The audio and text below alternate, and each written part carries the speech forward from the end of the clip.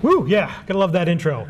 Ladies and gentlemen, welcome to another exciting episode of OCDTV. I am your host, Steve Danger Awesome. That's right, I'm sticking with it. It's back. Don't judge me.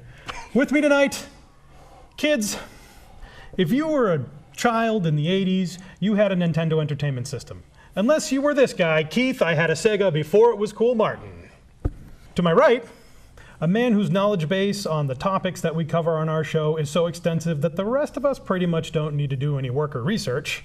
That's right, the apex predator, the cerebral cortex of the OCDTV Brain Trust, Brian Connors. Woo-woo. Today, we're going to talk about a war. Some say the last war.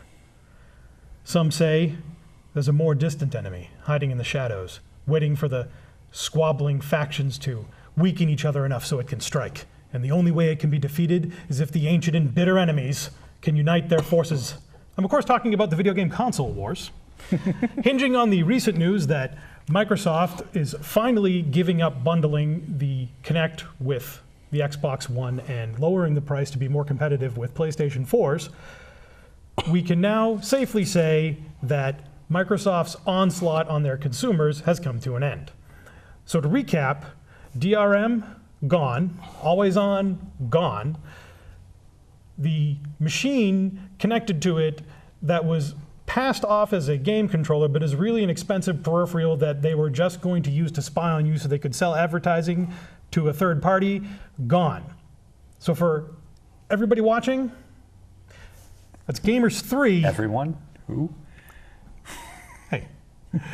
That's Gamers 3, Microsoft 0. Don't go up against Gamers. We will destroy you. Hail to the king, baby.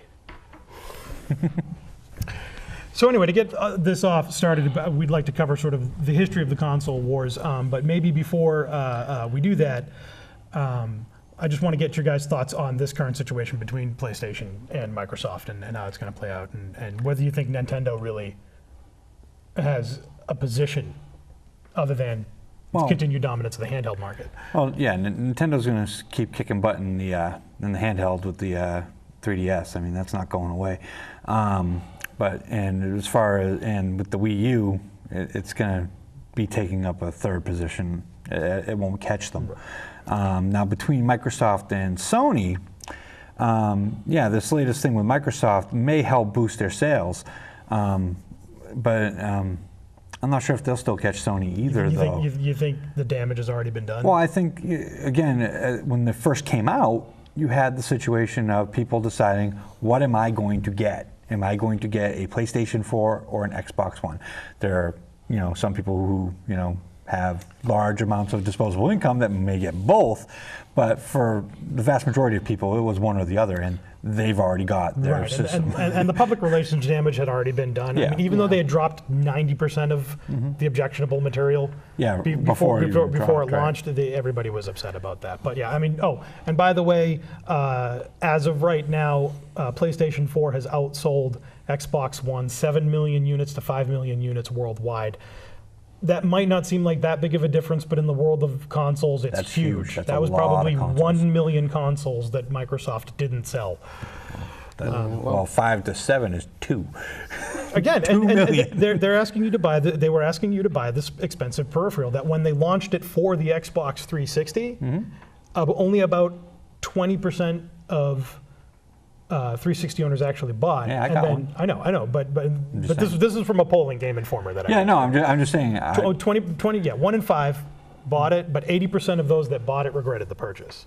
You can probably blame Steve Ballmer for that. I mean, yes. There's a reason he left Microsoft and is now taking up Bobby Knight's mantle as basketball's symbol of chair throwing.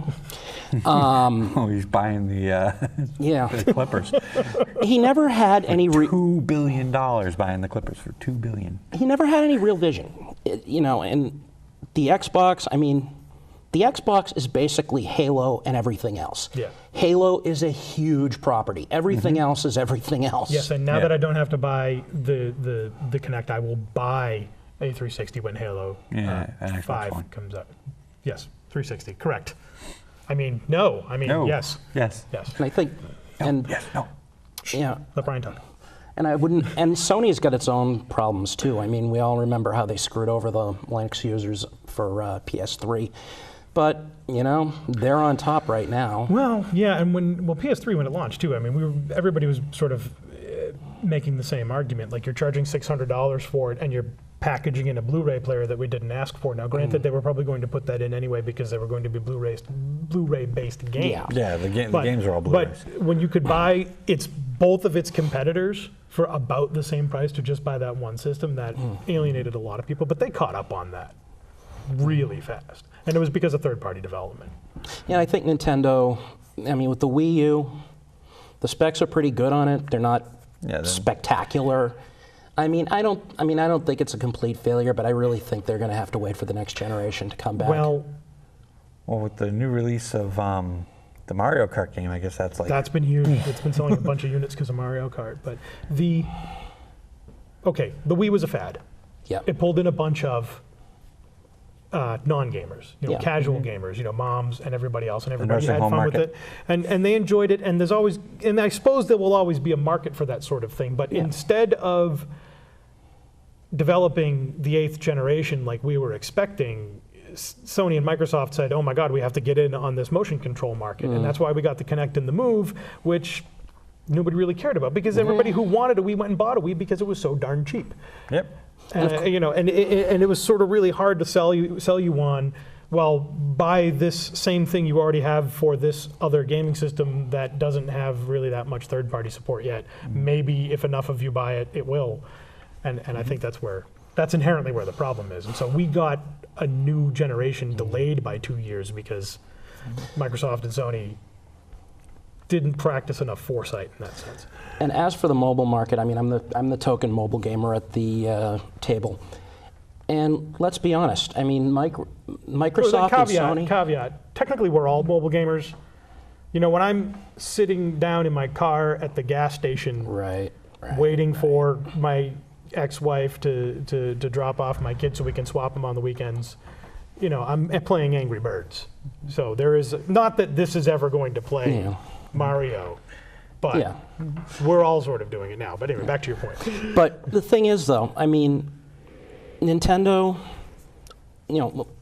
their competition. Who's their competition? Apple. Yeah. In the mobile space, their competition is Apple and Google. Sony can't touch them. Microsoft doesn't even try. Yeah, I don't even know what to say about that. Yeah, I don't even know if the 3DS, or now the 2DS, as they're calling it. Well, that's just their stripped down version of the 3DS. It's a little cheaper. Yeah, and it doesn't fold. And again, that was another technology, 3D technology that was kind of neat, but nobody asked for, and it's really expensive. Yeah. I'm starting to feel the same about 4K, but that's a different show. Well, again, yeah. So again, even this, but our mobile devices can't really compete with a dedicated gaming system. So there's always going to be a market for that. I was talking about this with my kid before I came here, and he almost came to join us on the panel tonight because he wanted to really talk about the handheld systems, and he also wanted to talk about how he was actually a fan of the legacy systems because I still have all of mine. Yep. And he had more fun playing Super Mario 64 and those old Zelda games than a lot of other machines. So that's the other thing that the Wii did really well, and actually PlayStation does it too, is putting out those legacy games with the virtual console on the Wii. Yeah, and you can, awesome. and you can, and there's an advantage to that. I mean, I have my NES; it's in great shape. I take good care of it. I sent them back. I sent all the games in that back to Nintendo. They cleaned it up for you, put new batteries in. It's like a $40 fee. It's really simple, and I can play all those old games.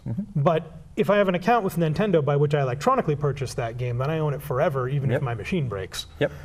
And just re-download it. Just re-download it, and that's, I think, great. I will say one interesting thing about Apple as a game competitor. For those who were Mac users in the 90s, the idea of Apple being a major gaming platform is almost impossible. 2 words, Bandai Pippin. Yeah. Power Mac 6100 crammed into a console and ignored. I think some people, I mean, when they introduced the iMac, a lot of video production people really adopted that and got into it because they were packaging that in the machine. Yeah. But you could buy software for that for. I think they sort of overestimated how much people really wanted to edit videos, and you know, so your mom had an iMac because it was pretty. Yes. You know, All but those it pretty was never colors. really a viable gaming platform, and that's why I think it was smart of them to get out of the box with the App Store Yeah. for the iPhone to say, okay, this is going to be a mobile gaming platform as well as a computer or something like that. So.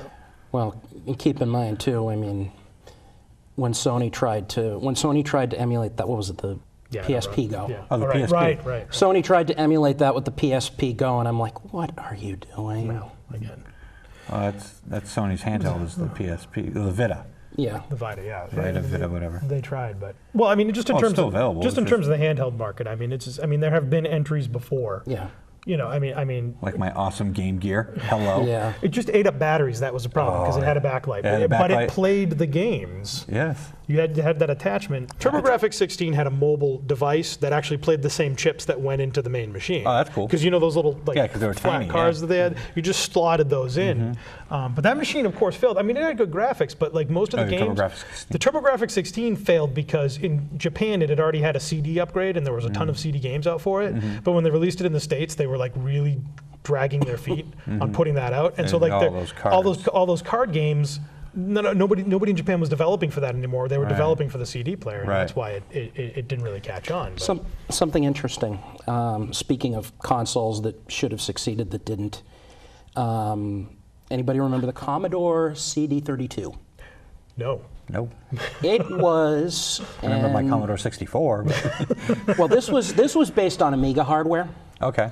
And, well, I mean, now we all know the Amiga was way ahead of its time. now when are we talking time frame? Early 90s. Okay, And, you know, about the time Commodore was. right. Yeah, crashing. And I think one of the things that helped bring the company down was the fact that the CD32 was actually a success and they could not keep up. Right. So the customers just walked away because the supply wasn't there, the accessories and all that.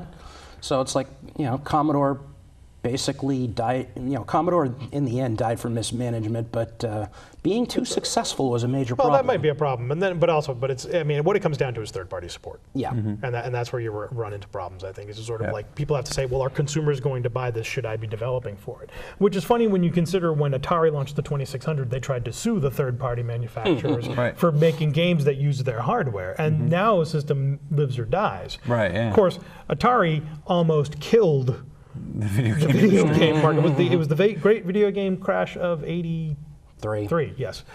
You know, brought on by making more copies of Pac-Man and E.T. than there were consoles, and those both being Pac-Man being a terrible port and E.T. just being a terrible game. The worst game ever made. Well, here's the funny, you know, I mean, the We'll talk about downfall of that another Atari. show.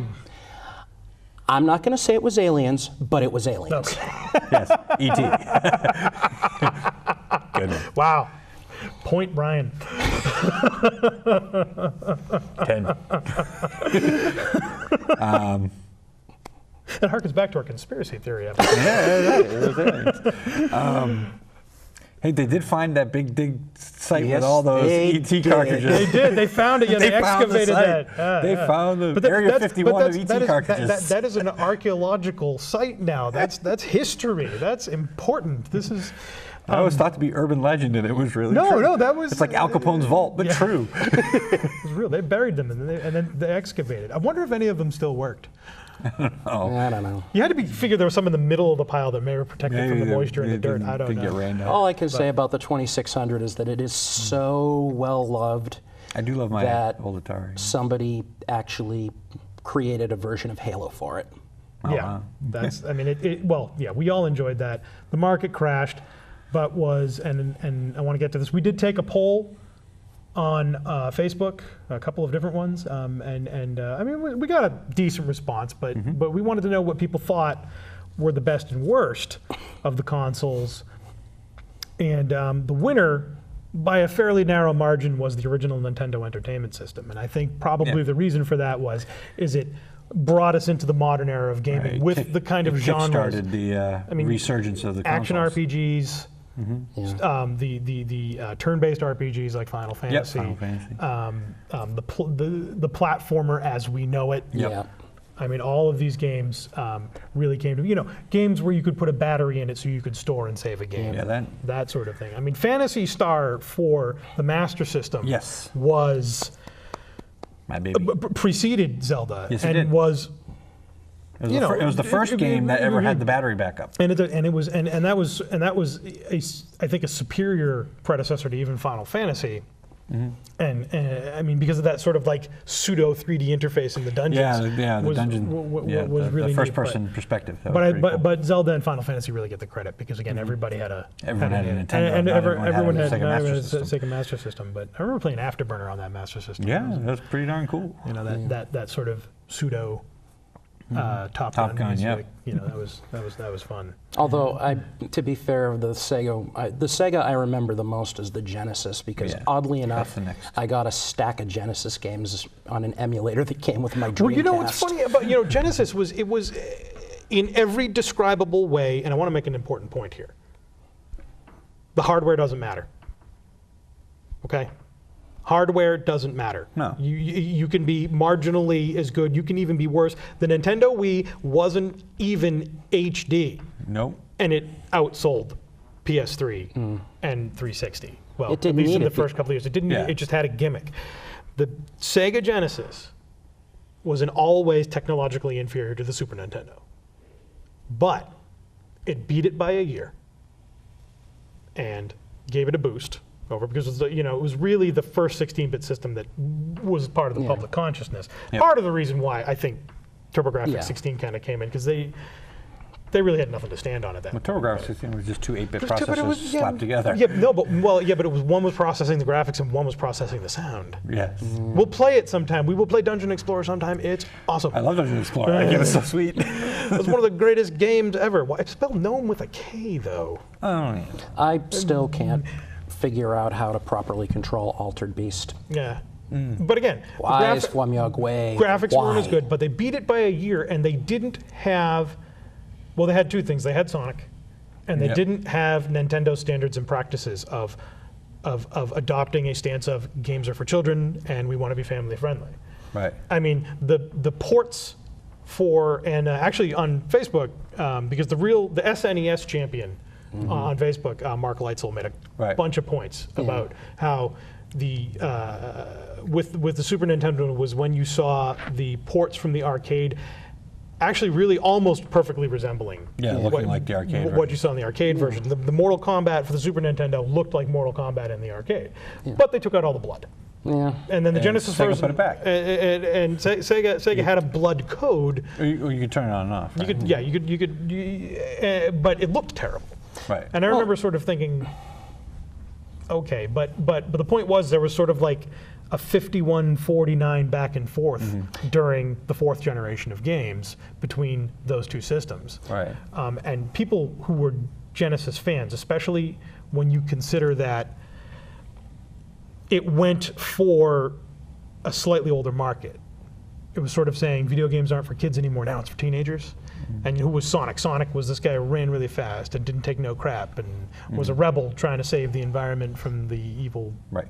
I actually wanted to bring up Sonic because I think ever Sonic. so 90s. Well, not that. I think Sonic actually created a new aspect of platform gaming that hadn't existed too. Right. I mean, because if it, there's Super Mario Brothers, Metroid, Castlevania, and Sonic that all pretty much define what a platformer is today. Yeah.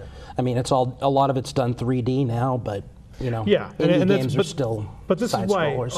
although because of Sonic's unique qualities, it's been really tough for it to be successful in recent years because they haven't really been able to capture what I think was the essence, which was that constant, fast, sort of flowing motion through the levels. Like you're not as fixated on collecting every coin as you are in Mario. It's more about beating the timer. Yeah. And they really haven't captured that, unfortunately. Yeah. I mean, Sonic Colors is pretty good.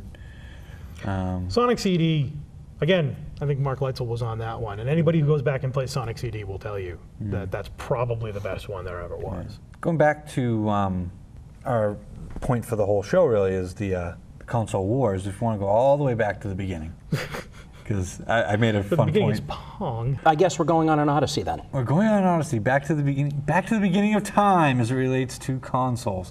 I just want to bring up a couple of cool ones from way back in the day. Obviously, you had your Atari 2600 and its competitors. ColecoVision. Which was superior. Yes, it was hardware, but yeah, exactly. Well, the Yeah, everyone- ColecoVision, to my understanding, actually was almost exactly like an MSX computer. So it was. Yep. It had that whole Powerful. button interface on it and everything. Yeah, and but it had the nobody little bought it. round disc controller there, and the Intellivision, which was cool too. I had an Intellivision. I thought it was like the coolest thing to play Tron discs on it. It was Yeah, sweet. but it just never, But it never didn't really caught catch on on, because right. Atari was just, they were the name They were brand at the crushing same time. It was sort of like when our parents would just call any video game console a Nintendo. Right. In the 80s. Okay, yeah, so Atari owned the second generation. Nintendo had a 90% market share during the third generation. What was the first? First generation was sort of like individual interfaces, like Pong. Oh, okay. So it was just Yeah. like one game that plugged Yep. into your machine Okay, and I stuff get it. like Yep. that. Yeah, Okay. it was Pong, of course, being there weren't any real big competitors for Pong. It was just No, kind of like this it's big this deal, thing, like, hey, right. look, Hey, Pong, we got you this know. thing. Yeah, so Atari was the winner of the second generation. Right. I guess we'll declare Pong the de facto winner of the first Right. Yeah, generation. because that's the only one remembers. Third generation, no clear winner there. Nintendo and Sega battled that out Yeah, the whole they time. just beat each other up the whole time. That was a back there and a forth. third? What's it? Was there a The third third was competitor? TurboGrafx 16. Would but that they- be later than the 8-bits? TurboGrafx 16 launched after Sega Genesis. No, Nintendo Entertainment System, Sega Master System. There really wasn't another competitor. So there wasn't a third party there. Okay. If there was one, I don't remember. We don't know what it is. All right. It was TurboGrafx 16 was the third generation competitor in Japan, and Okay. they were number one in Japan because they had the first CD system. Right. That's why I think it didn't really compete with the fourth generation. This is about the same time as Atari is kind of running out of steam. And Well, and again, Yeah. by the time fifth generation came around, they were throwing out Jaguar, which I think was like the first 32-bit system, but it had like 2 games and it was terrible. well, the Jaguar was a stupid move anyway because they already had a perfectly good 32-bit architecture with the ST. Yeah. They could have made an incredible system, but they chose to start from the ground up, and it probably killed them. Well, again, you already had Nintendo and Sega dominating at that Didn't they point. have a Nobody was really Atari was considered a joke at that point. Didn't by most Atari put out consumers. a handheld at that point though? I don't The remember. Lynx. The Oh Lynx. yeah. Yeah. That was actually pretty good. That was a pretty Sold good decently system, well, yeah. but it was still second to the Game Boy. Well, I guess that brings it to fifth generation now, because if we're talking about Jaguar, we're talking about the 32-bit systems, and that's when you have Sony entered into the market Right. with a 32-bit CD system because PlayStation. Nintendo had hired them Mm-hmm. to develop a CD drive, and Shigeru Miyamoto, who, if you don't know who he is, he was the inventor of Mario and Zelda and Yeah. most of Nintendo's really great first-party titles, demanded that they stick to a cartridge system Right.